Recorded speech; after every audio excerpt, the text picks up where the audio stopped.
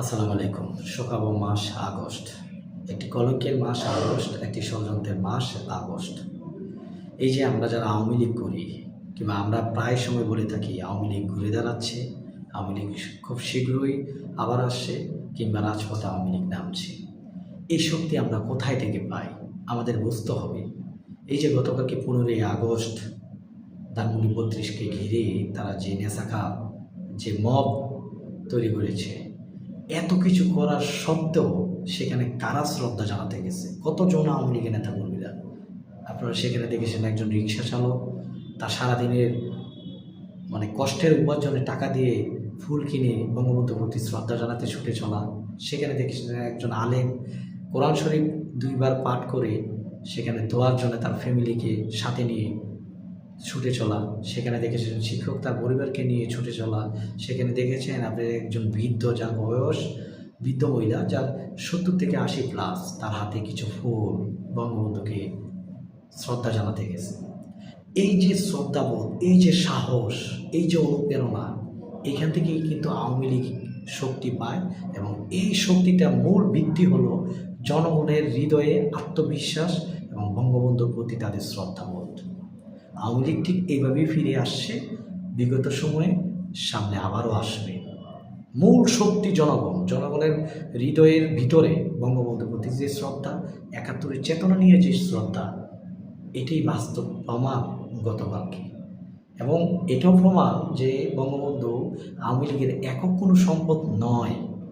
বঙ্গবন্ধু সকলের, বঙ্গবন্ধু বাংলাদেশের একটা মানচিত্রের প্রতিচ্ছবি। বঙ্গবন্ধুকে সকলেই ভালোবাসে, তারই বাস্তব উদাহরণ গতকালকে আপনারা দেখেছেন। আচ্ছা, যারা মবের শিকার হয়েছে তারা কি জানতো না যে এইখানে হায়নার দলেরা পাহারাদার বসিয়েছে? তারা সব জেনে শুনে এত সাহস নিয়ে, এই সাহসটা কোথায় থেকে পেল? এই যে বঙ্গবন্ধুর প্রতি তাদের ভালোবাসা, সেই সাহস যা মব থেকেও এবং হিংস্র হায়নাদের সাহস থেকেও শত শত গুণ সাহস হৃদয়ের ভিতরে বঙ্গবন্ধুকে ধারণ করা। আওয়ামী লীগ আসছে, আওয়ামী লীগ আসবে এবং আওয়ামী লীগের মূল শক্তি বাংলাদেশের জনগণ এবং এই জনগণই বাংলাদেশ আওয়ামী লীগকে বারবার ঘুরে দাঁড়াতে সাহায্য করেছে, সহযোগিতা করেছে। যাক, আমি দীর্ঘ কথা বলবো না, তবে একটা কথা বলি দুঃখের সাথে। এই যে গতকালকে যারা মব তৈরি করার জন্যে যারা পাহারাদার বসিয়ে মব করেছে, সেখানে ছুটে চলা প্রত্যেক মানুষকে তারা মব করেছে এবং তাদের উপরে আক্রমণ এবং সর্বশেষ তাদেরকে পুলিশের কাছে হস্তান্তর করা। কেউ কিন্তু তাদের কাছ থেকে রেহাই পায়নি। তারা বুঝিয়েছে তারা আসলে 71-এর চেতনা বিশ্বাসী কিনা।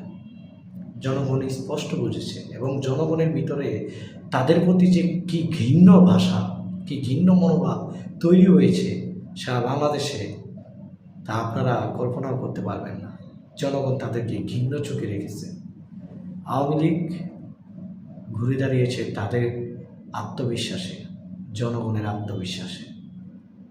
ইনশাল্লাহ, যাই হোক, যে যেখানেই থাকুন, সকলের সুস্বাস্থ্যের মঙ্গল কামনা করছি। আর আমি আমাদের শ্রদ্ধেয় নেতা, সর্বকালের সর্বশ্রেষ্ঠ বাঙালি জাতির জনক বঙ্গবন্ধু শেখ মুজিবুর রহমান সহ ওনার পরিবারের সকল শহীদের রুহের আত্মার মাগফিরাত কামনা করছি। আল্লাহ ওনাদেরকে পরবারে ভালো রাখুক, আমি এই কামনাই করি।